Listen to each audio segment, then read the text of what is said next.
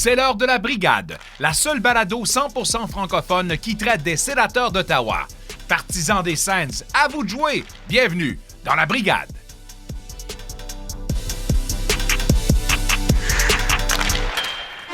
Salut tout le monde, bienvenue dans la Brigade, saison 2, épisode 1, nouvelle saison. Boys, comment ça va et vous passez bel été? Yes, très bel été, on est content que le hockey revienne, puis que toute cette belle saison se mette en branle.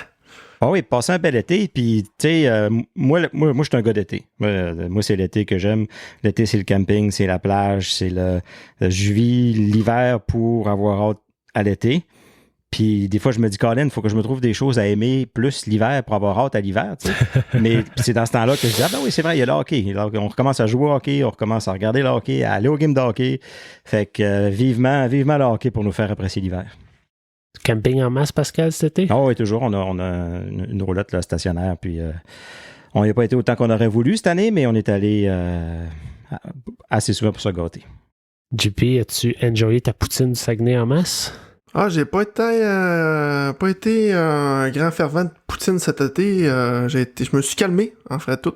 Je n'ai pas mangé trop tant que ça. Non, je suis plus un gars de stimé, moi. Puis maintenant, en tout cas, pour faire suite à toutes nos histoires de poutine, on avait parlé du restaurant Goofy, qui était une des meilleures poutines à Alma, qui a maintenant été acheté par le groupe Normandin, qui ont promis de garder la recette de poutine originale, mais je pense que ça nous inquiète tous à quelque part de voir disparaître. La question est sur toutes les lèvres à Alma. C'est vrai, ouais.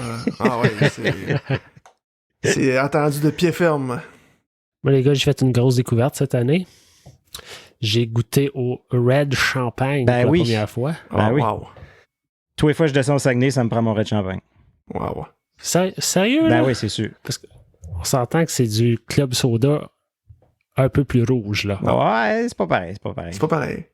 Non, ça s'était pas rendu à Saint-Albert encore, ça. Mais moi, je suis curieux. Tu l'as trouvé sur l'île de Montréal? Ton Red Champagne? Non, je sais pas quelqu'un que je connais a reçu ça en cadeau de quelqu'un qui est originaire de la région du Saguenay-Lac-Saint-Jean. Mais tu sais, quand il sort du parc, le goût change. Fait que ça se peut que toi, ça se peut que ça goûte pas la même affaire. Faut que tu le boives là-bas. Les boys, épisode 1, un très gros épisode aujourd'hui. Mais hein? Deuxième partie pour la mise au jeu, on s'est permis une petite table ronde pour discuter des sujets de l'été. On a invité notre nouvelle collaboratrice Beata Elliott et aussi du Locked On Senators podcast, M. Ross Levitan, pour la première fois en français. Ben oui. Vous ne voulez pas manquer ça. Et en deuxième partie, notre 6e attaquant aujourd'hui, nul autre que l'homme de l'heure, l'homme le plus chaud de la ville d'Ottawa. J'ai nommé le directeur général des sénateurs d'Ottawa, Pierre Dorion. Grosse conversation qu'on a eue avec lui. Mais avant de passer à tout ça, mon JP Fortin, nous as-tu un premier warm-up de l'année? Warm-up très... Oui, on est raqué, on a besoin d'un bon warm-up là, parce que là, la bière de cet été, puis les poutines, puis le Red Champagne, on a besoin d'un bon warm-up avant de commencer. Je vais t'en donner tout un. Excellent. Première des choses, très gros été pour les sénateurs. Par où commencer? On a eu la nouvelle que il y avait peut-être dans les plans, dans un projet quelconque, d'avoir un nouvel aréna sur les plaines de Le Breton. Après ça, on a eu Alfie to the Hall avec le hashtag très, très, très médiatisé sur Twitter qui a fait son effet. Donc, Alfredson sera intronisé au temple de la renommée du hockey. Enfin. On a eu le Hot Pierre Summer, donc toutes les transactions, les signatures, ça a été son été. On va avoir l'occasion d'en parler plus en détail dans le deuxième segment de l'épisode. On ne pourra plus suivre les Gladiateurs d'Atlanta parce que les Sens ont une nouvelle équipe dans la East Coast League et c'est le Americans de Allen. Et pour ceux qui se demandent c'est où Allen, ben c'est au Texas. C'est spécial, ça. C'est spécial. Ouais, c'est pas à côté de Belleville, puis c'est pas à côté d'Ottawa non plus. On a eu aussi la nouvelle qu'on a eu le retrait du hockey professionnel pour Kyle Turris. On s'entend que c'est le plus beau moment de sa carrière, c'est avec l'organisation des Sénateurs. Absolument. On a eu... vous pourrez suivre dans les prochains jours le tournoi des recrues à Buffalo. Donc ça va être une belle occasion de voir les premiers coups de patin avec un gilet des Sens de Jake Sanderson. Oui, qui apparemment dit qu'il va être à 100% remis de sa blessure. Exact. Une bonne nouvelle. C'est comme la première bonne nouvelle qu'on entend là, depuis concernant Jake Sanderson depuis sa blessure. Là. Exact. Après ça, on a qui dit début septembre, dit le camp d'entraînement, les matchs pré-saison, ben, ça débute le 24 septembre. Avec 3 matchs contre les Leafs durant cette période. Après ça, on a 4 matchs contre le CH. On a 1 match contre les Jets de Winnipeg. Et le moment très attendu où on va voir Alex DeBrincat, Claude Giroux, Cam Talbot, Jake Sanderson avec le gilet des Sénateurs. C'est le 13 octobre à Buffalo. Donc on a très hâte à cette date. Et une date à retenir aussi, où qu'on va pouvoir entendre notre ami à l'annonceur maison présenter Claude Giroux à la foule des Sénateurs le 18 octobre contre les Bruins de Boston. Ah, ça va être beaucoup d'annonces. Hein? Il va... C'est drôle parce que tu viens de partager un moment justement de passer un extrait de John Trottier qui nous parle que des fois c'est émotif, puis il faut retenir ses émotions, puis ses sanglots, puis j'ai l'impression que cette soirée-là, d'annoncer Giroux, d'annoncer DeBrincat, d'annoncer Talbot, ça risque d'être assez émotif pour lui, puis pour tout le monde dans la foule. Là. Pour moi, c'est une petite tradition personnelle, ça. C'est un de mes moments préférés, puis c'est rien de spectaculaire, surtout à Ottawa si on compare avec d'autres amphithéâtres, mais le moment où John, et avant c'était Stu, annonce chaque joueur un après l'autre. Je sais pas, il faut que je le vois à chaque année. Moi aussi. C'est immanquable. Moi aussi, c'est... si je l'écoute pas, si je le vois pas à la TV, je vais sur les internets pour l'écouter. Ah ouais. OK. Ah ouais. Ouais, moi aussi, j'aime vraiment ça, puis j'ai des frissons à chaque fois que... Je sais pas pourquoi. Ça va être spécial cette année particulièrement. Ouais, particulièrement, ouais. Puis la dernière fois que pour moi c'était spécial, puis c'est un petit peu random, c'est l'année où André Benoit jouait pour les Sénateurs. OK. Puis je me souviens très bien parce qu'il avait dit de Saint-Albert, Ontario. André Benoit. T'es bien excité, là. C'est sûr. Bref. Hey, les Americans de Allen, peux-tu faire une petite parenthèse là-dessus à quel point ça n'a pas de bon sens? Ben, écoute, les Sénateurs signent des gros joueurs, des gros gars, fait qu'il faut aller dans un état où tout est plus gros. Ça prend un gros aréna, des grosses chambres, des gros steaks pour les nourrir. Mais je pense que c'est Pat Tourangeau qui avait soulevé une question sur le groupe des Sénateurs sur Facebook. D'avoir un comparatif, tu sais, le Canadien, ils ont les Lions de Trois-Rivières, qui est très apprécié à Trois-Rivières, avec un très gros réseau de fans aussi. Ça fait que les fans des Canadiens ont la proximité de voir les jeunes de l'organisation, contrairement à nous, ce serait le fun aussi d'avoir peut-être une équipe de la East Coast à proximité de Belleville ou d'Ottawa, en tout cas dans le giron de l'Ontario, là. Parce que là, à Allen, là, on s'entend que on suivra pas ça, là. Puis on s'entend que ils auront 40 défaites, puis ça va nous passer 10 pieds par-dessus la tête, là.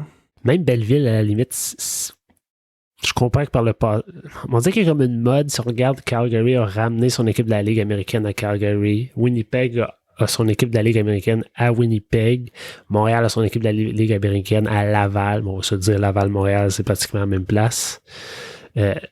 Même Toronto, les Marlies sont à Toronto. Les Sénateurs à Belleville, un résident de la ville d'Ottawa ne va pas s'en aller à Belleville, là. Tu sais, je le considère des fois, l'année passée, justement, il y avait quand même beaucoup de jeunes, puis je disais à Phil, des fois, hey, on fait-tu le voyage, on va à Belleville, on va voir une game, voir, tu sais, nos prospects, puis tout ça, puis on ne l'a jamais fait, tu sais. C'est ça. Mais tu sais, vous êtes à combien d'heures de route de Belleville? Je pense que c'est 3 heures à peu près. Tu sais. Oui. Viens les voir jouer contre le Rocket à la Exact, c'est ce qu'on s'était dit finalement. C'est ça. Vous me remettez en question pour 3 heures de route, imaginez-moi aller à Belleville. Oui, mais toi, c'est le vrai club. Ouais, ben c'est ça, exact.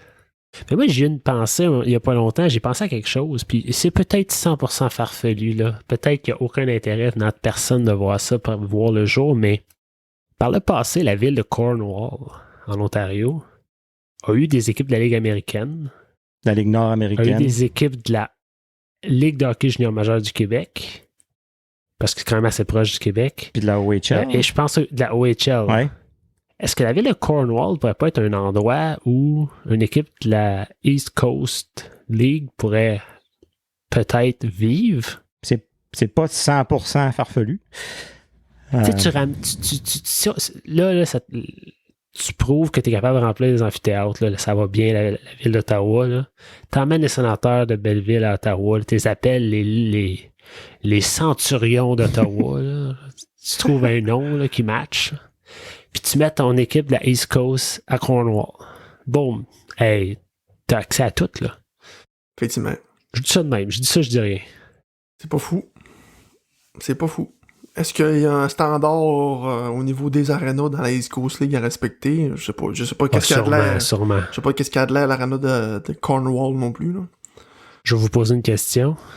De quelle couleur sont les filets? Pas les filets, mais le but. Des Lions de Trois-Rivières. Ben, dans la East Coast. Ils sont bleus. Exact. C'est tellement weird.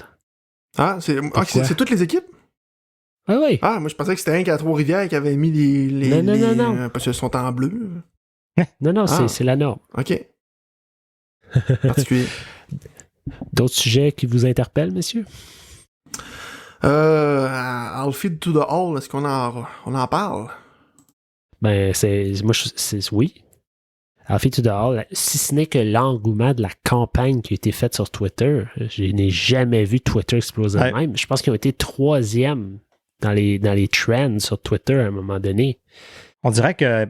Puis on parlait souvent, on disait, ah ben là, c'est parce que c'était à Ottawa, puis c'est un petit marché. Tu sais, Nicolas Saint-Pierre nous disait ça. Si ce joueur-là avait évolué à Toronto, les médias, tout ça, se serait occupé là, de que ce soit déjà fait. Puis Ottawa, c'est trop petit, puis les médias sociaux, c'est pas assez gros. Puis on dirait que ça a comme... Cette année, on s'est dit, regarde, on va le prendre, le pouvoir entre nos mains, puis on va faire... On pourra pas dire qu'on n'a pas essayé. Fait que ça a parti d'une petite initiative avec un hashtag sur Twitter, puis c'est devenu énorme. Ça a-tu joué? Ça a-tu pas joué? Écoute, les gens à Toronto vont tout dire que ça joue pas dans leur sélection, mais je pense qu'à quelque part, on ose croire que ça a eu un impact. Ouais, si ça n'a pas eu un impact, ça a créé un lien entre les fans, en tout cas. Exact, oui. Chapeau à Stephen McDonald et à son collègue dans l'initiative dont j'ai oublié le nom, je m'en excuse, mais chapeau les gars. Oh oui, good job. Si vous nous suivez sur les médias sociaux, vous avez peut-être vu passer que quelque chose qui se prépare avec la microbrasserie 5e Baron à Aylmer, microbrasserie 5e Baron, qui d'ailleurs, cette saison, souhaite devenir un hub, un endroit où les partisans des sénateurs peuvent aller écouter les matchs. Alors, je vous invite personnellement à vous présenter à la microbrasserie 5e Baron, boire une bonne bière, écouter les matchs sénateurs entre partisans. C'est une super belle initiative qu'ils ont prise cette année et une petite surprise pour le mois d'octobre qui vous attend. On ne vous en dit pas plus. Une petite surprise. Parlant de réseaux sociaux, donc très important de nous suivre sur Twitter, Facebook, Instagram. Si vous êtes intéressé par ce qu'on fait, laissez-nous un review sur Apple Podcasts et abonnez-vous à la brigade sur nos différentes plateformes pour ne rien manquer. Dans un instant, on discute avec Beata Elliott et Russ Leviton. Tout est en place pour la mise au jeu initiale. Bon podcast à tous! Donc, elle est rédactrice pour Silver Seven Sands, nouvelle collaboratrice à la brigade. Beata Elliott fait son retour avec nous. Ça va, Beata? T'as passé un bel été? Ça va. Comment va la COVID de ton côté? C'est pas si pire. Oui, je suis seulement sur comme jour 2 en ce moment et je tousse beaucoup. Donc, si je tousse pendant cet enregistrement aussi, ma voix est comme un peu bizarre. C'est ça la raison. Mais non, c'est pas si pire. Mais jour 2, ça veut dire que ça achève, donc c'est bien. Oui, j'ai entendu que c'est 2-3 jours. C'est ça. Donc, Ça, c'était pas 5 jours avant qu'on puisse recommencer à socialiser. En tout cas, c'est plus clair, c'est plus. Non, mais on se sent mieux après 2. Aujourd'hui, c'est supposé être ma première journée de comme vraie classe pour mon nouveau programme à l'école. Puis je l'ai manqué malheureusement, je vais manquer toute la première semaine, mais c'est pas grave. Également avec nous, il est co-animateur du Locked On Senators podcast. Ross Leviton est avec nous. Ross, une première en français pour toi. Oui, je suis plus nerveux que j'ai jamais été en Locked On Senators, mais cela fait certainement un moment que je n'ai pas parlé en français beaucoup. Donc, désolé en avance, mais merci beaucoup d'avoir m'invité. Je suis tellement fier d'être ici. T'as passé bel été? Oui, très belle, mais c'est temps pour le hockey, non? Oui, on est prêt. Ah ouais, on est dû. Ouais. Dans l'eau, c'est trop chaud. On avait déjà semaine de l'été. C'est maintenant temps pour avec des sweaters et un peu plus lourd et c'est temps pour le hockey. Et spécialement qu'on avait l'été d'Orient aussi cet été. Exact. Là, on a décidé que c'était l'occasion idéale de faire une genre de table ronde, justement, parce qu'on a des gros sujets à discuter. Il y a beaucoup de choses qui se sont passées pendant l'été. Puis au-delà des moves plus hockey, il y a aussi un changement de philosophie puis de mentalité qui a l'air de s'être opéré dans l'organisation. C'est le fun d'être un fan à nouveau. Exact. Right?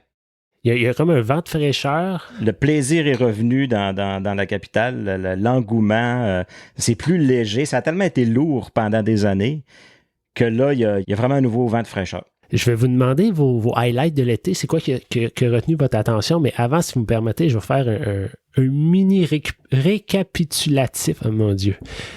Donc, le 23 juin, les sénateurs nous annoncent que le projet de la construction d'un aréna sur les plaines de Breton est de retour sur la glace. Là, Pascal, j'aimerais que tu ajoutes un petit son de tambour. Le 27 juin, le Temple de la renommée du hockey annonce que Daniel Alfredson va être intronisé au Temple. Le 30 juin, les sénateurs nomment Trent Mann et Ryan Bowness à titre d'assistant directeur général. Le 7 juillet, les sénateurs font l'acquisition d'Alex DeBrincat. Le 11 juillet, on nomme Wade Redden entraîneur du développement. La même journée, Matt Murray est échangé au Maple Leafs de Toronto. Le 12 juillet, donc le lendemain, on échange Philip Gustafsson contre Cam Talbot.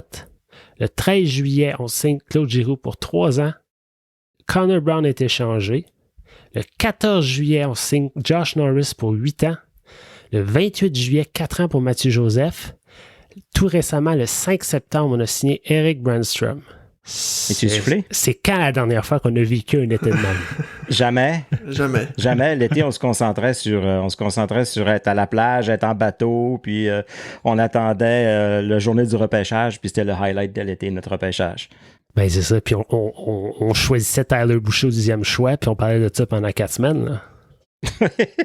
C'est un peu l'opposé de l'été 2018, comme tout est mal allé.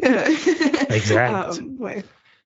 Puis d'habitude, on aurait dit qu'on était tellement laissé sur notre faim tout le temps. On avait l'impression que c'était le temps que Dorion agisse un peu plus, puis il le faisait jamais. Puis cette année, c'est comme si tout était planifié, puis il attendait juste que la première carte tombe, puis clac, clac, clac, clac, clac. Moi, j'étais en Colombie-Britannique cet été pendant 2 semaines, au moment où DeBrincat, Giroux, clac, clac, clac, clac, clac, tout est arrivé. Je capotais ma vie, là. Tu devais plus vouloir en revenir. Ben, oui, mais est-ce qu'on peut parler encore avec le discours qui allait la journée du repêchage avec le Matt Murray s'arrête à Buffalo pour un autre choix. Et à Montréal, il y a des personnes à Montréal qui pensent que les sénateurs voudraient Josh Anderson ou Christian Dvorak et bang!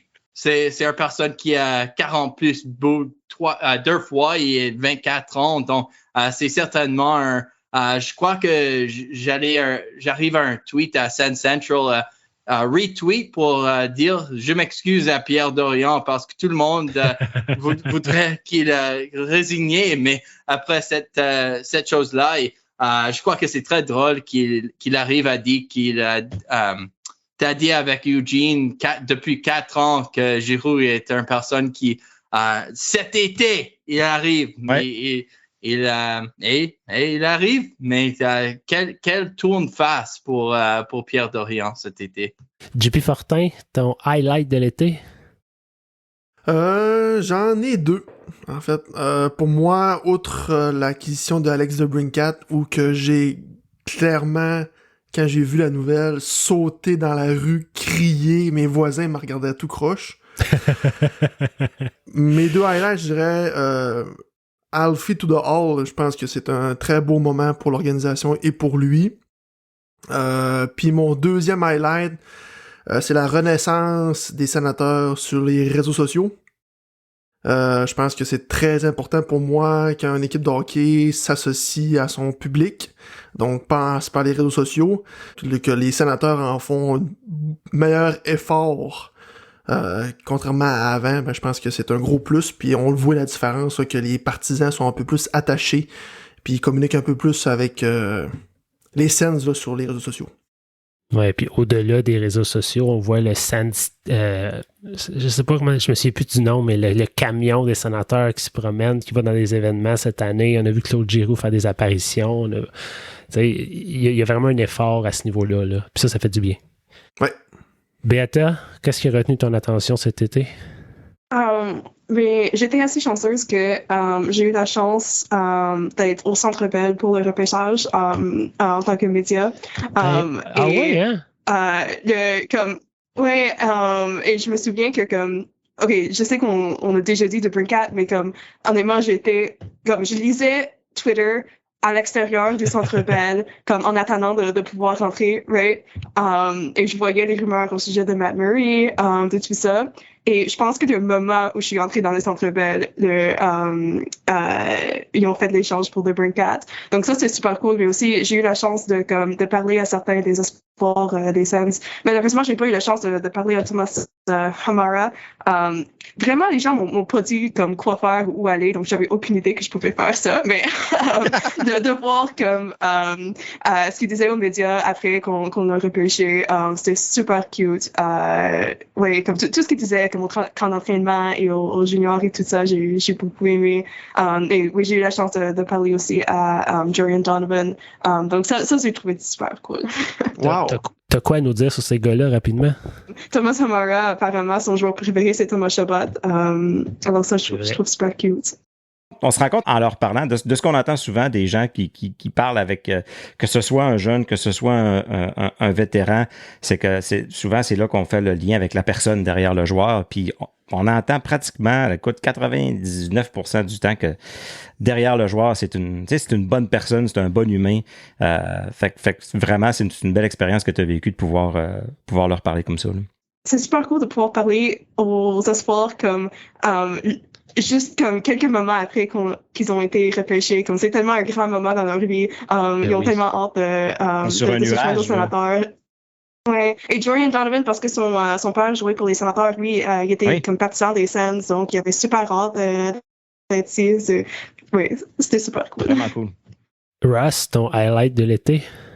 Ça a besoin d'être Claude Giroux, juste parce que c'est un moment que j'attends pour 3-4 ans. Pas encore de Dorian, ce n'est pas comme ça, mais la première fois que j'ai remis un tweet de ça, c'était 2019. Et il y a deux ans sur son contrat, qui est pas beaucoup de choses arrivent à Philly. C'est possible, peut-être, mais pour ça qu'arrive, ça et je sais qu'il a déjà dit Daniel Alfredson au Hockey Hall of Fame. Ça, c'est les deux moments parce que c'est encore...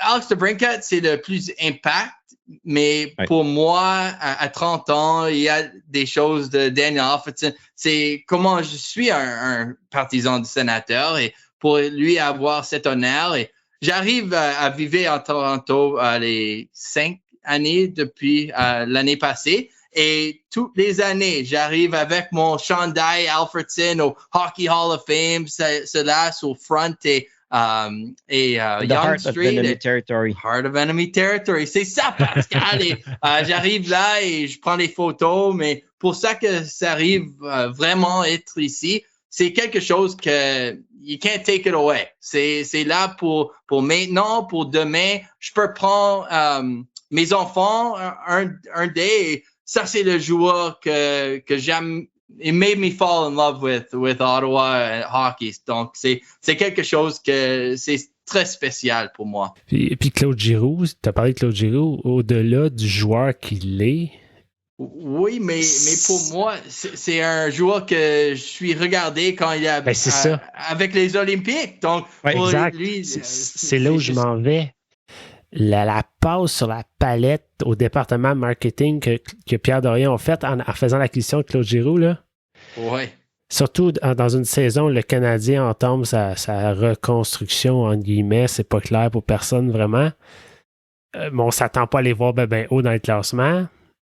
C'est l'occasion d'aller scooper le marché de Gatineau, là. Et maintenant, on a lui, on a Mathieu Joseph et Thomas Chabot.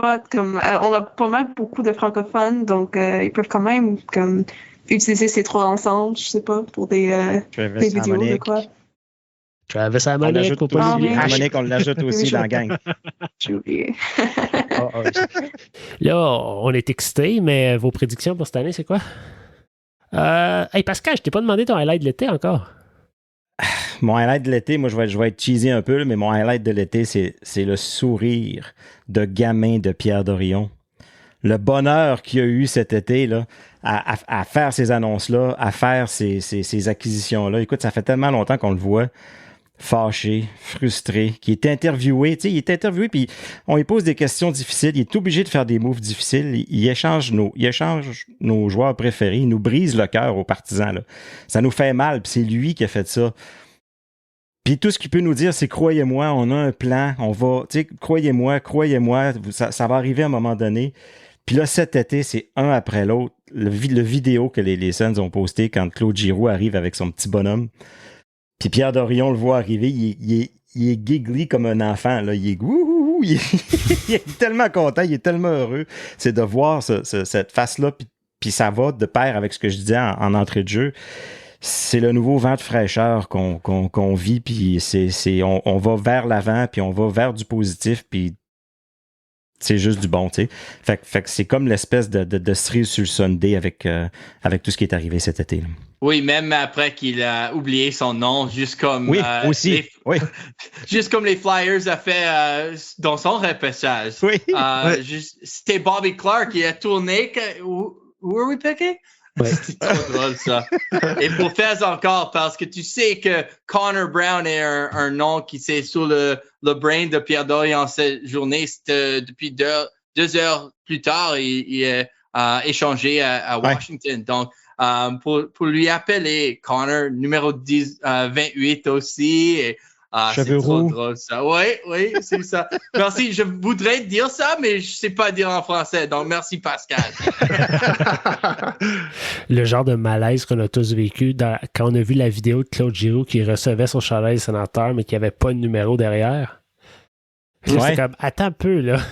Pourquoi il n'y a pas de numéro derrière? J'ai besoin de voir Shane Pinto avec pas de numéro sur les jeux pre-season et juste attendre que numéro 22 opens up. Moi, je suis certain qu'à un point, Nikita Zaitsev s'en allait. Puis que Shane Pinto le savait que ça s'en venait. Mais tu sais, il y a un no trade clause, oui. Donc, il peut quand même bloquer des échanges pour au moins certaines équipes. Je pense qu'il y a comme une liste de 10 équipes ou quoi qui ils vont pas être échangés. Donc, je me demande honnêtement si peut-être Arizona était sur cette liste puis comme on pouvait pas le faire. Mais c'est pas un move facile parce que vous enlevez 2,5 000 parce que les sénateurs ont déjà lui donné deux sur le 1er de juillet. Mais quand ça arrive à Zaitsev, l'autre jour qui a le no trade, si tu sais que l'équipe ne te veut pas et il y a d'autres opportunités de quelque part d'autre, c'est une difficile décision, non? Oui, c'est dur. Si on compare à quand c'est arrivé dans le passé avec Dion Phaneuf. Dion Phaneuf qui a pas voulu lever sa no trade clause, right? Dans le temps. Puis lui, il y avait le statut, il y avait le. C'était un peu plus compréhensible qu'ils prennent cette décision-là pour quelqu'un de la trempe de Zaitsev. Comme tu dis, Ross on essaie de t'échanger, puis c'est juste que tu veux pas cette équipe-là. En tout cas, je sais pas. Profite de la chance de repartir sur des nouvelles bases. C'est dur à expliquer. Moi, je me demande s'il n'y a peut-être pas eu un certain... J'ai vraiment l'impression qu'un gars comme Alex Formenton aurait pu être impliqué dans un échange. Puis je me demande si l'équipe n'a pas dit on va attendre de voir ce qui se passe avec Hockey Canada. Puis peut-être l'échange est juste tombé à l'eau suite à ça, quelque chose comme ça. Là. Je sais pas. Je spécule. Ce qui est possiblement le seul nuage gris dans l'été des Sénateurs, right? Qui est la seule chose qui nous tracasse, qui nous chicote. Qu'est-ce qui se passe? C'est le seul sujet qu'on veut pas parler, je pense. que tout le monde dit, on va voir comment ça va se faire. Mais encore là, peut-être que ça n'implique même pas aucun joueur des Sénateurs. Non, c'est des spéculations qui fait qu'il y a un nuage gris, tout petit, là. Mais il est là, mais... Ouais. C'est bon. La chose qu'on peut dire, c'est déjà désolé que Bill Daly a dit ce n'est pas sûr qu'il a accompli l'investigation jusqu'aux les équipes commencent. C'est moins de 2 semaines maintenant qu'on fait ce recording. Donc, c'est quelque chose que les joueurs ils ont besoin de parler aux médias quand il arrive et c'est une question qu'ils voudraient te demander. Donc, si tu t'attends à avoir des questions... puis que c'est pas réglé, est-ce que tu signes ton contrat ou tu restes en arrière puis tu restes à la maison le temps que tout ça... C'est pas facile, c'est pas évident. Non, il y a un autre joueur sur cette équipe, il a juste signé la semaine dernière, c'est Sam Steele. C'est un autre joueur sur cette équipe. Il a fait il a eu du Ducks jusqu'au Wild la semaine dernière. Donc, je sais pas, comme vous avez déjà dit, c'est trop difficile à faire du spéculation. Et je crois que les noms seraient dire. Comme Rick Westhead, je pense pas qu'il dormir depuis qu'on sait qu'est-ce que se passe dans cette situation. Puis au-delà de ça, on n'a pas parlé de Cam Talbot. Russ, Goalie Friendly Show, qu'est-ce que t'en penses? C'est nous, mais je suis très, très excité pour l'année 2 d'Anton Forsberg. Et je pense que pour moi, Forsberg 1A, et Cam Talbot 1B maintenant. Et ça peut échanger pour faire the hot hand. That's what I'm trying to say. Le main show, c'est ça. Mais je sais pas qu'est-ce qui arrive à Minnesota. Je pense pas qu'il c'est Bill Guerin avec son ami Marc-André Fleury. Il a joué encore dans 2009 et a gagné la Coupe Stanley ensemble. Donc, je sais pas s'il y a un chose là parce que Cam Talbot a gagné 13 les dernières 15 matchs qu'il a joué l'année dernière. C'était un All-Star. Oui, il a 35 ans, mais en même temps, on a à voir avec Craig Anderson à 39 qui peut encore fait bon dans le crease. Mais je crois que Cam Talbot, c'est tellement mieux pour les partisans que Philip Gustafsson. Je suis comme ça avec Philip Gustafsson dans les meilleures journées. Je suis Joey Dax for life, mais en même temps, de Talbot et Forsberg, un des deux gars, je pense que de grab the bull by the horns. Il joue 50 matchs. C'est ça pour moi, 50 et 32. C'est un bon split pour les gardiens 1 et 2. Mais j'aime le move, c'est encore mieux que Gustafsson encore dans mes yeux. Gustafsson plus jeune, justement, je suis curieux de vous entendre. Est-ce qu'on a abandonné ou est-ce qu'on s'est juste dit Mads Søgaard va prendre le relais? Je suis déjà lui abandonné depuis 2 ans. Ah ouais, hein? Les autres, JP Fortin, c'était ton boy, ça. Oui, Pilsy aussi, mais c'est pas pour moi. Mais non, j'entends les arguments, mais ce n'est pas moi, c'est pas pour moi et je peux pas comme aller en retour dans cette take. C'est un take industry. J'ai fait mon take, c'est Joey Dax, mieux que Philip Gustafsson, for better or worse. C'est mon gars là. Ouais, en fait, JP Fortin, c'était Matt Søgaard, son gardien de l'avenir. Moi puis Phil, c'était Goss. L'année passée, on s'était prononcé en faveur de Goss. On l'aimait beaucoup, donc je pense qu'on a perdu on a perdu ce pari-là. Et Mendo aussi, bonne Montréal, gars là. Oui. C'est vrai. Meilleur gardien de la LHJMQ, Merrilainen. Fait que je pense que même La seule chose, c'est advenant une blessure qui semble arriver à toutes les années là, avec nos gardiens. Le premier, le deuxième, puis des fois le troisième se blesse. Est-ce qu'on a assez de gardiens dans la structure pour endurer une blessure puis pas gâcher le développement d'un de nos gardiens? Comme on a discuté des fois, c'est que essayer de trouver un top 4 defenseman, essayer de trouver un top 6, ça peut être difficile. Des fois, trouver un gardien de but qui peut... Tu sais, on a ramassé Forsberg au balotage.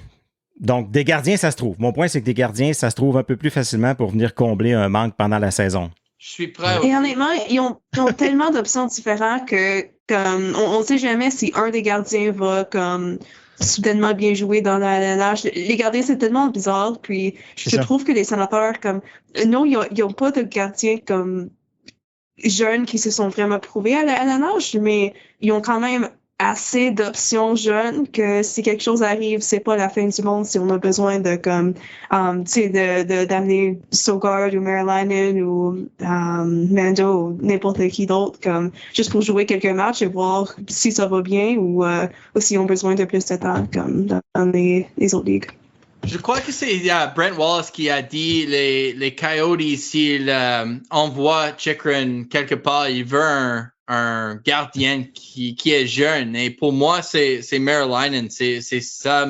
J'aime beaucoup Sogard. Je pense qu'il est un peu d'unicorne parce qu'il est comme 6'7" et il allait très bon comme side to side. Et je crois que c'est juste ici pour Sogard. Je pense qu'un 2 plus d'années à 50 matchs à l'AHL, je crois qu'il est un 1A upside. Mais pour moi, Merlainen, il arrive encore au Finland, donc kind of out of sight, out of mind, on dit. Et je crois que s'il y a une bonne opportunité pour arriver à un top 4 défenseur, c'est un gars qui, si moi je suis Pierre Dorion,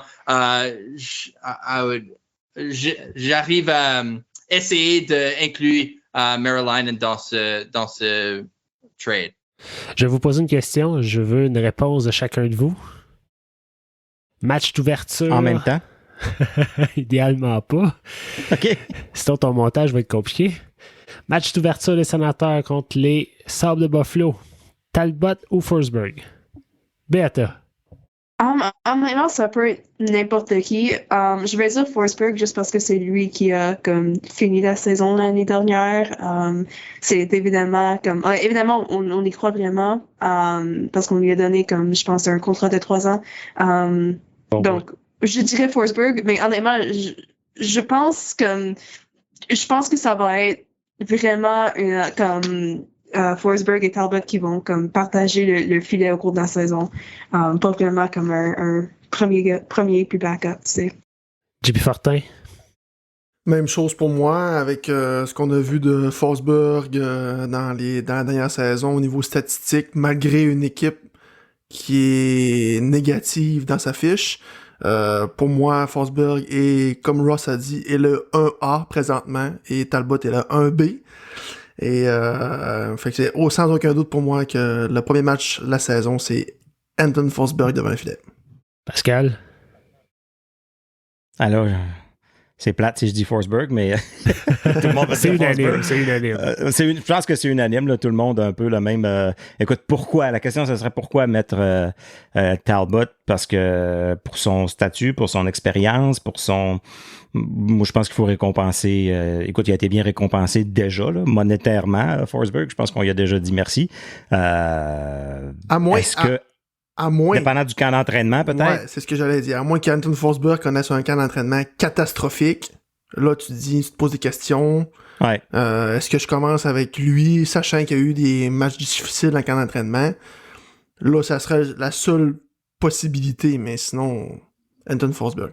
Rush, est-ce que je t'ai demandé? Je pense. Oh, mais c'est même chose, c'est pareil, mais je veux continuer un peu et dire que n'importe comment Forsberg fait contre Buffalo, je commence Talbot sur le premier samedi à Toronto. C'est un personne qui vient de Toronto. Il était dans les 2 parties du Battle of Alberta Et maintenant, au Ottawa, je veux donner une chance. Premier samedi, Hockey Night in Canada.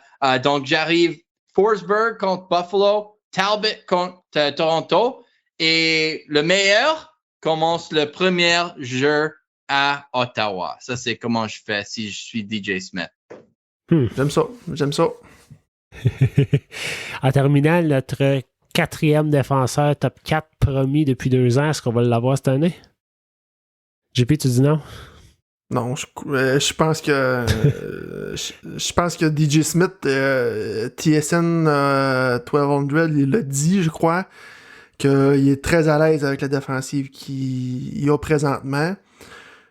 Puis veut pas, quand je regarde les 6 défenseurs, donc on aurait Chabot, Zub, Sanderson, Hamonic, Holden, Brandstrom. Pour moi, c'est les 6 premiers défenseurs qui commenceraient l'année à Ottawa. Moi, je suis très à l'aise de débuter la saison avec cela, avec le 6 partant en défensive. C'est pas excellent, mais c'est pas aussi pire que l'année passée. Ouais, c'est ça. Ouais. Puis aussi, comme on sait jamais ce qui va passer avec Thompson et JBD. Comme évidemment, on a comme assez de temps. Et comme c'est pas la fin du monde, si les deux commencent à Belleville cette année, mais comme si un des deux ou les deux joueurs jouent très très bien à la NNH, puis il y a de l'espace pour eux autres, comme peut-être que ça va fonctionner. À long terme, je suis pas trop inquiète parce que je trouve qu'ils ont assez d'espoir en défense. Puis je me permets une parenthèse. Faut pas tous ceux qui ont jeté la serviette sur Eric Brandstrom n'est pas vraiment plus vieux que les 2 joueurs que tu viens de nommer, là. Mais on est bien patient avec ces deux-là. C'est vrai. Hey, moi, je suis fan de Eric Brandstrom. Mais c'est drôle, hein? Je suis super contente qu'il a signé un nouveau contrat. C'est drôle, hein, comment... Ça fait quoi, 2 ans, presque 3 ans, au moins 2 ans qu'on dit, puis que Pierre Dorion dit, puis même Melnick disait, on a besoin d'un défenseur top 4, on a besoin d'un défenseur top 4, on magasine, on veut un défenseur top 4, on regarde les options, mais on est très à l'aise avec les 4 défenseurs qu'on a présentement. Il me semble qu'il y a un peu de... C'est pas très cohérent, on dirait. C'est parce qu'on va tellement être fort en attaque que l'autre équipe n'aura jamais à pas. C'est ça.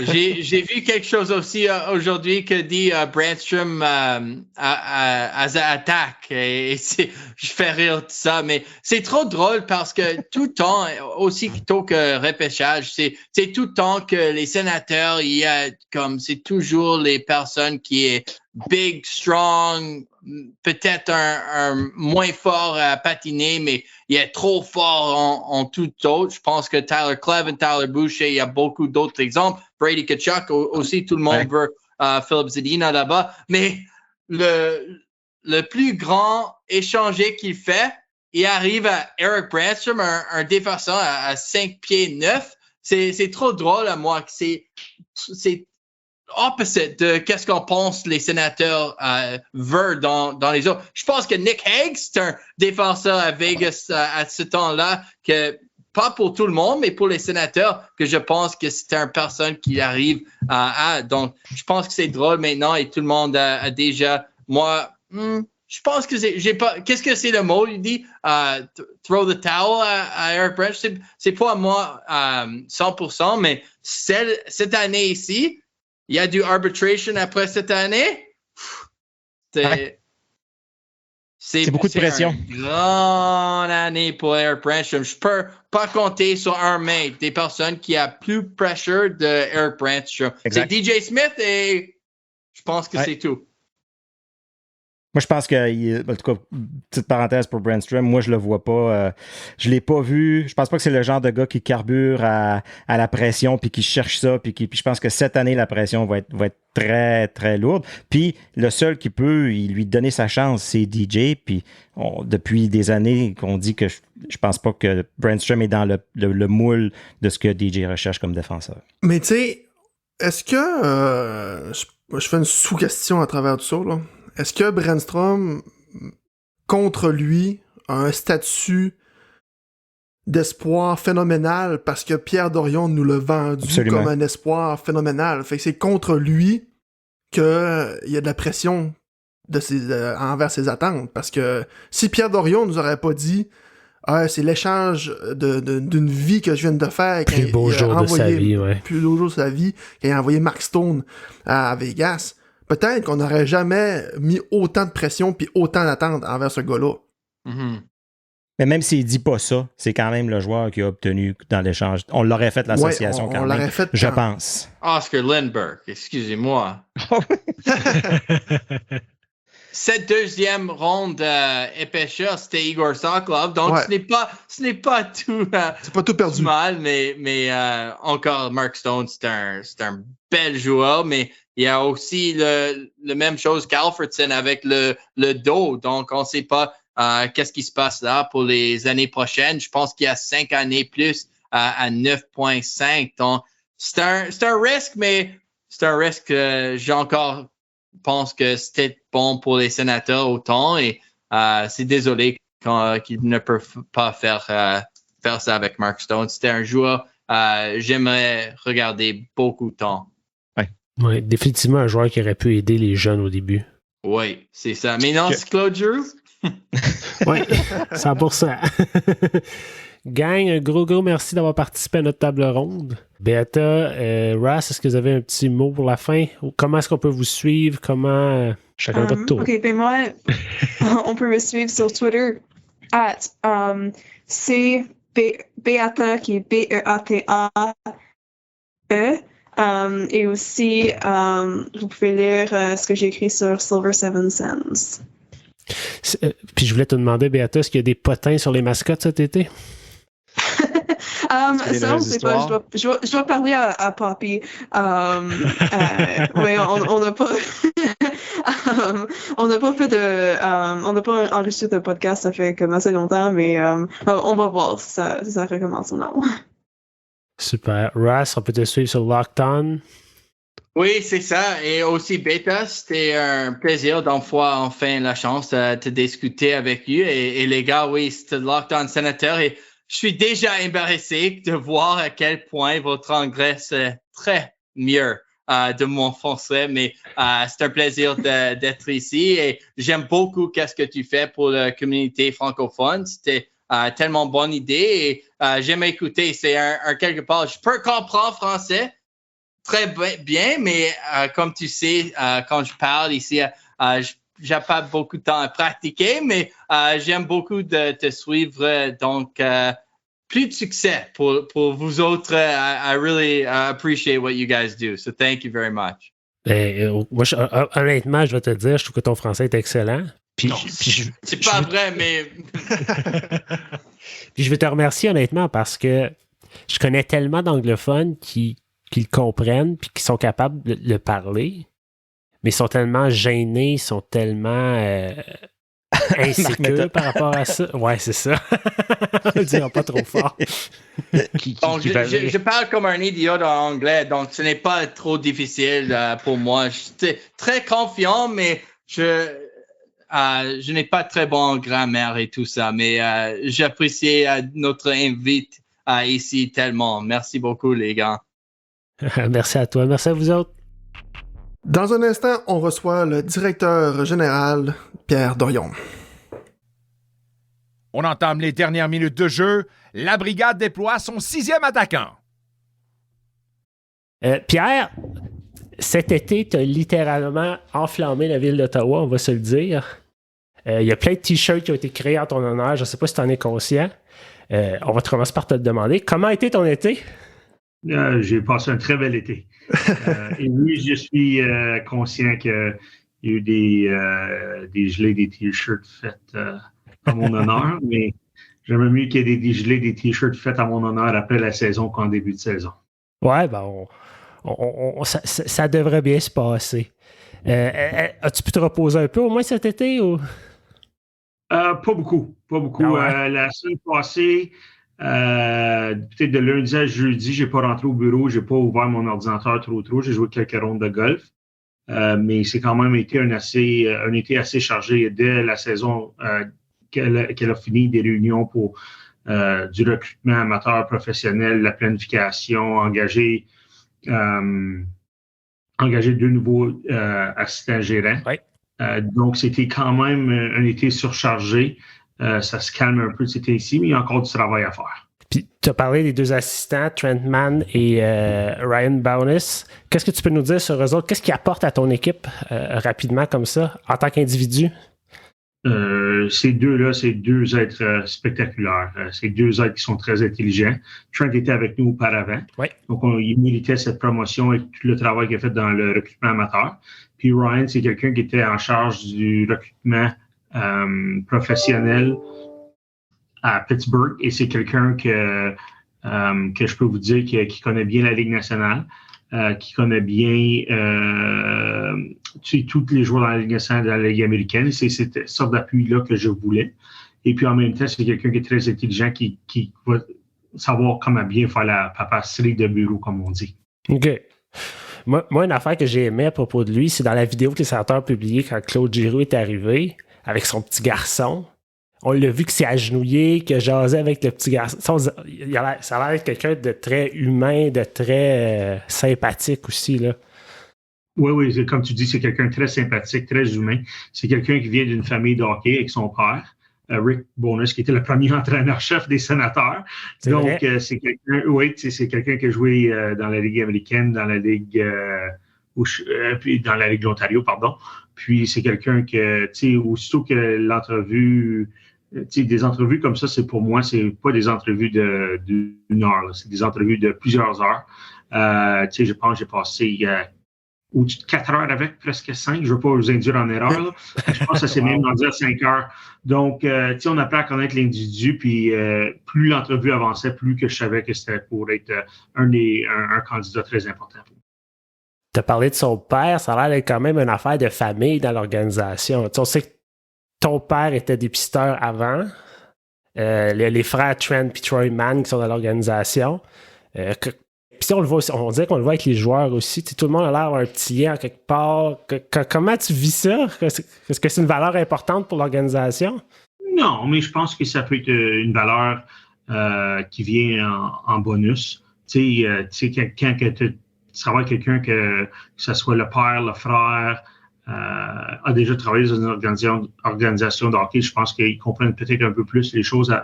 Ils rentrent avec peut-être pas une expérience, mais avec une notion que c'est un peu comme ci ou comme ça que les choses se font dans la Ligue nationale ou dans le hockey professionnel. On a fait un peu de recherche. On disait qu'on ne sait pas grand-chose sur Pierre Dorion, l'individu. On sait que tu as été gardien dans le passé. Un moment donné, tu as décidé que non, c'était pas pour toi, tu voulais devenir dépisteur. Tu as commencé ta carrière avec les Canadiens de Montréal pendant plus de 10 ans.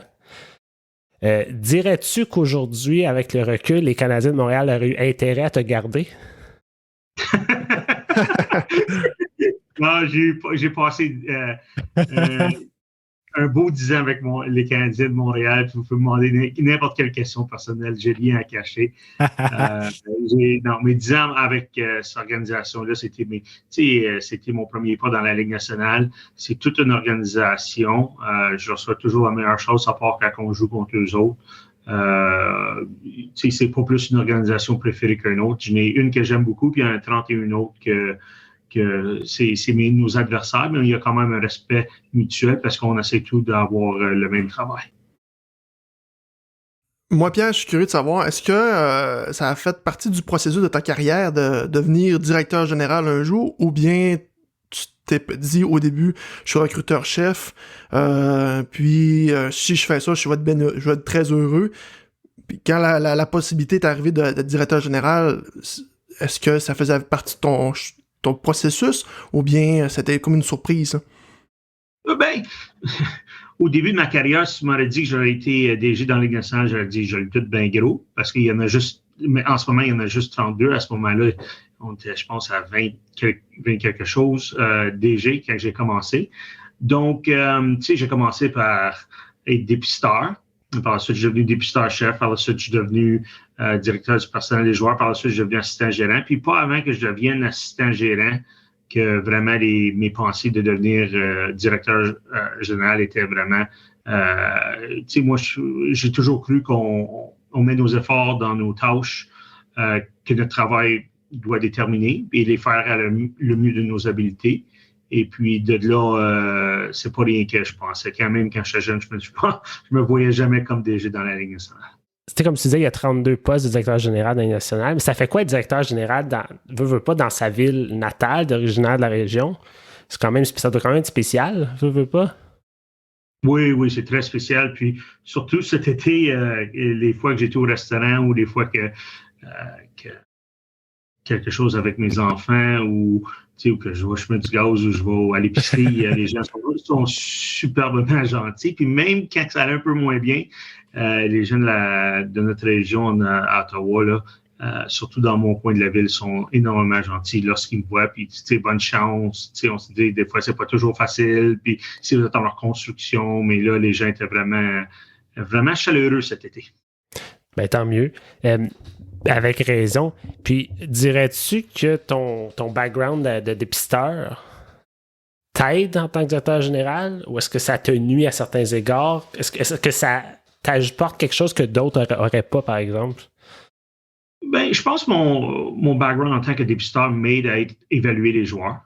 Je pense que plus mes fonctions quand je suis devenu directeur du personnel des joueurs ou comme assistant gérant m'ont plus aidé à bâtir une équipe. J'avais Brian Murray qui est une excellente personne à apprendre de. Puis, je pense sur ce côté-là. Mais comme mes talents d'évaluateur, quand j'étais dépisteur, m'aident vraiment à évaluer les joueurs de la Ligue nationale. Il y a certaines choses de notre passé qu'on n'oublie pas. Puis, j'ai toujours été quelqu'un qui aime aller voir des matchs puis évaluer les joueurs dans le match. Des fois, on oublie qu'on n'évalue pas le match tel quel, on évalue les joueurs dans le match. Ouais. Tu as parlé de Brian Murray. Quel héritage Brian Murray a laissé sur la ville d'Ottawa, tu dirais? L'héritage que Brian a laissé sur la ville d'Ottawa, c'est l'héritage d'un champion, de quelqu'un qui a bâti une fondation incroyable avec les Sénateurs d'Ottawa, quelqu'un qui voulait gagner, tellement de bonnes personnes.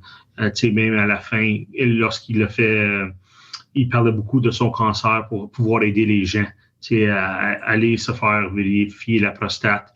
Il l'a fait public pour essayer de sauver des gens. Puis ça, je pense que il n'y a pas beaucoup de gens comme Brian Murray. Oui, tout à fait.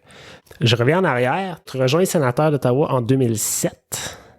La même année, ils se sont rendus en finale de la Coupe Stanley. En 2017, ils se sont rendus en finale d'association. Tu es devenu directeur général en 2016. Est-ce que c'est un hasard ou est-ce que la magie de Pierre Dorion a opéré ces 2 années-là? Non, bien évidemment, j'ai joué les Sénateurs après qu'il avait été à la finale de la... Ah, c'était après. Okay. Tout de suite après. Okay. Il y avait eu un changement dans les dépisteurs. J'étais devenu dépisteur-chef là, à ce moment-là. Puis c'était beaucoup de l'équipe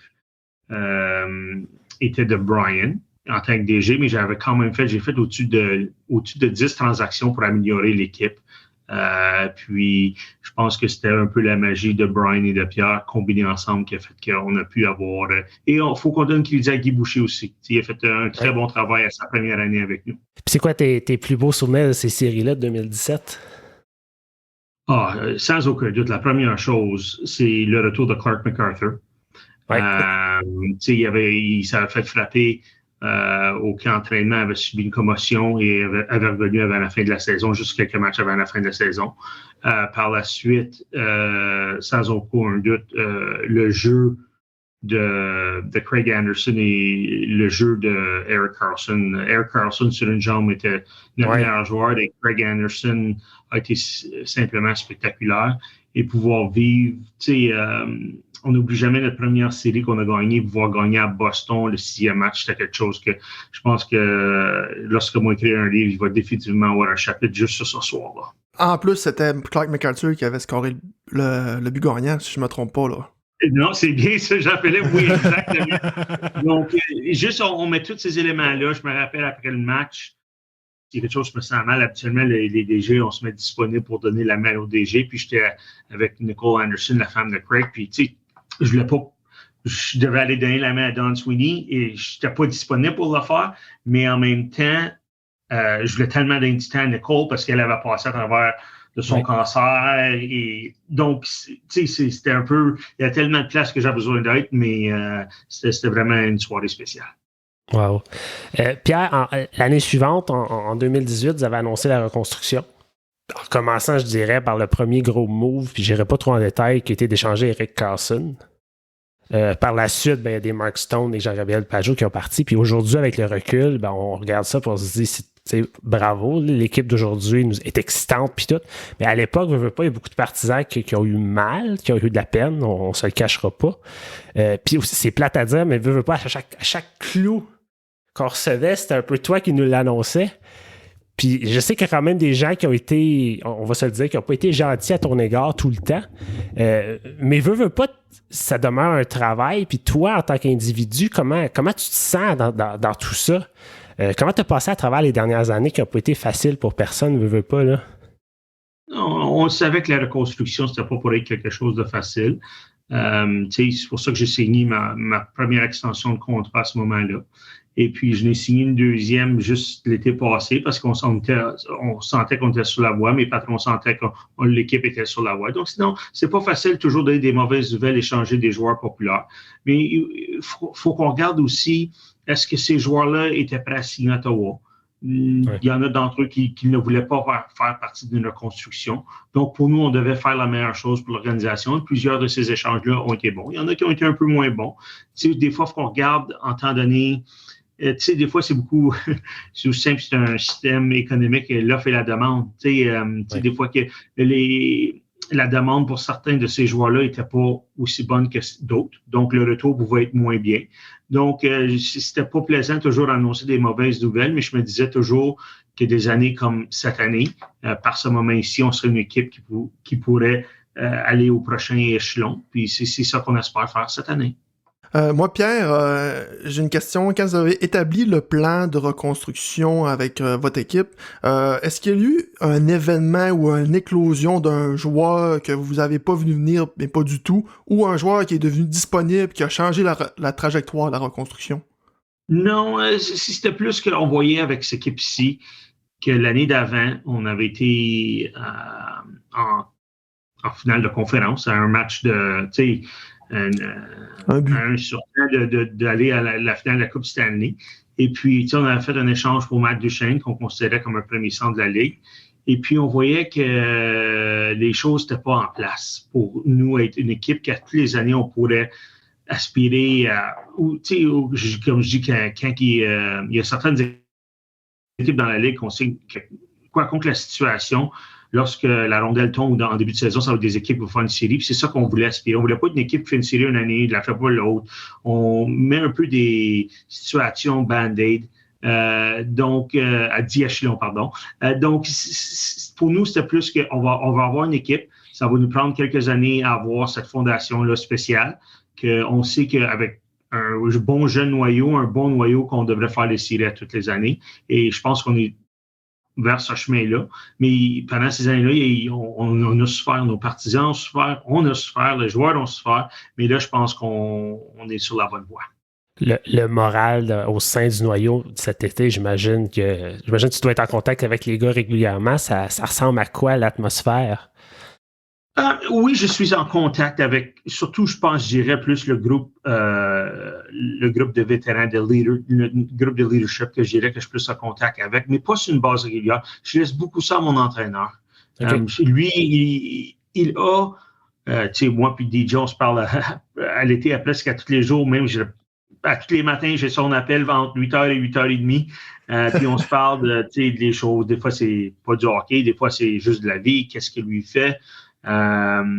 Donc, puis je dis toujours, parle aux joueurs, dis-leur qu'est-ce qui arrive, voici qu'est-ce qu'on s'en va faire. Tu sais, je pense que ce côté-là, et tu sais, si certains, tu sais, j'ai un texte de groupe avec Brady et Thomas et je leur ai laissé savoir, on a échangé pour DeBrincat. Voici qu'est-ce qu'on a fait, on a échangé pour Talbot. Mais pas plus que ça, tu sais, on a pu signer Claude Giroux. Tu sais, je laisse plus à l'entraîneur de dialoguer avec eux sur les choses à l'interne de l'équipe. Moi, surtout quand je leur parle, c'est si on pense qu'on va amener quelqu'un dans notre chambre qui pourrait avoir un effet négatif ou si je pense qu'il y a quelque chose qui doit être dressé, En gros, là, je vais parler surtout à Thomas et avec Brady, mais le reste, ça c'est plutôt l'entraîneur. Mais je peux vous dire qu'ils sont très contents, les deux. Et d'autres joueurs que j'ai parlé avec. Ouais. Tu as mentionné Claude Giroux, Alex DeBrincat, Cam Talbot. Tu as parlé en conférence de presse, quand vous avez fait l'annonce de Claude Giroux, tu as parlé de la fois où tu allais manger avec lui à l'époque où tu étais dépisteur des Rangers de New York. Est-ce que c'est depuis ce temps-là que tu as Claude Giroux en arrière de ta tête que tu dis un jour je vais le ramener, un jour je vais le ramener? Oui, et je peux vous dire dans le temps, oui, ça a été un peu dans ma tête. Je me rappelle comme si c'était hier. Il était tellement petit, je l'avais rencontré au Eastside Orléans. Puis, les deux, on demeure à Orléans. Dans le temps, là, aujourd'hui, il demeure dans l'ouest de la ville.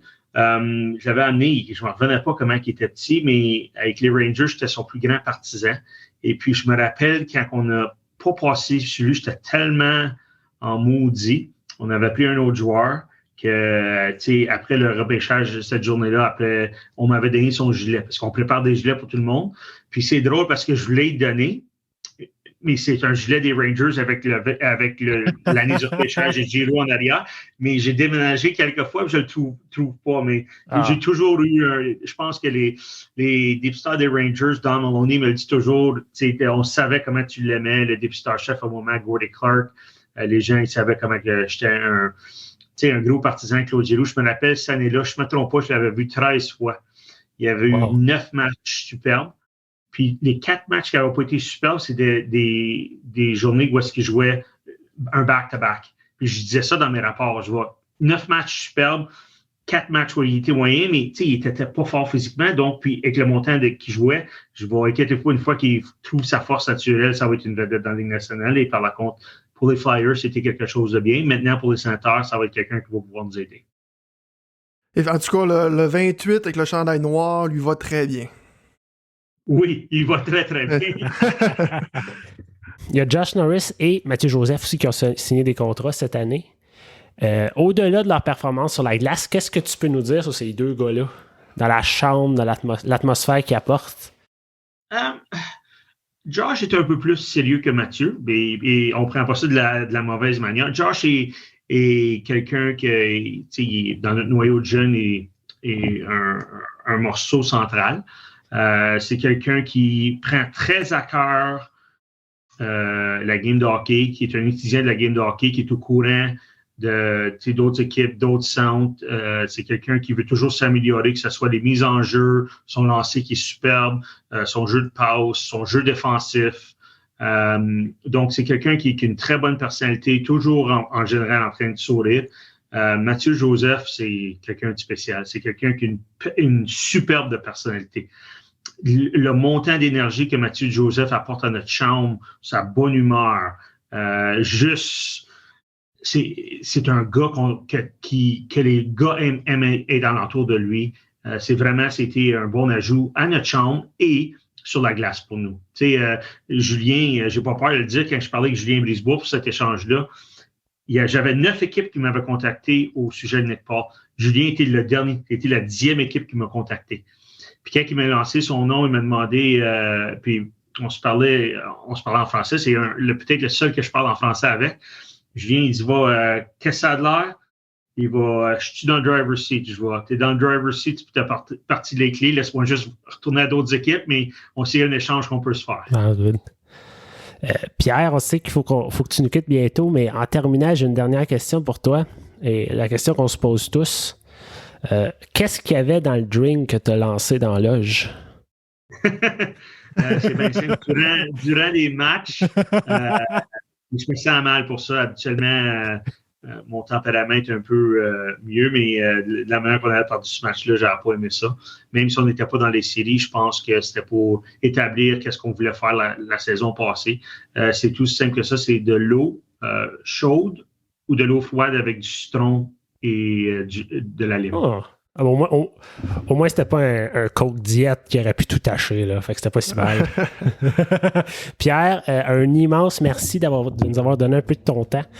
Ça a peut-être l'air de rien, mais pour les partisans francophones, je pense que c'est énorme que tu prennes le temps de t'adresser à eux comme ça. Puis nous, on aimerait juste te demander, en terminant, as-tu un message à lancer aux partisans cette année en début de saison comme ça? Non, mais merci. Moi aussi, je suis très fier de mes racines francophones, même si je suis, comme toi, Jean-Philippe, franco-ontarien. Je suis toujours été très fier de représenter la région de l'Est de l'Ontario. Puis le message pour nos partisans, je pense que cette année, on est prêt à prendre la prochaine étape. On va être une équipe qui a définitivement plus de talent à l'avant que l'année passée. Je pense qu'on est bien établi avec nos gardiens de but. Je pense qu'avec soit l'émergence de Jake Sanderson et Eric Branstrom, on va être bien à la défensive. Je pense que tout tombe en place pour avoir une bonne saison, une équipe qui va être un grand plaisir à regarder, une équipe compétitive, et on a vraiment hâte d'avoir le support de nos partisans. En tout cas, on a très, très hâte à la saison, puis je pense en terminant, il n'y a rien de mieux qu'un dire un go Sandy go. Merci les gars, ça m'a fait plaisir. Vraiment apprécié. Si vous voulez le faire encore plus tard cet hiver, ça me ferait plaisir encore. Parfait. Merci beaucoup. Okay. C'est vraiment gentil. Merci. Alors, c'est ce qui complète ce premier épisode de la saison 2 de La Brigade. On espère que vous avez aimé ça. On vous rappelle que tous les matchs de la saison régulière des Sens qui entamera le 13 octobre prochain sont disponibles sur les ondes du 94,5 Unique FM avec Nicolas Saint-Pierre à la description et le coach Alain Sancartier à l'analyse.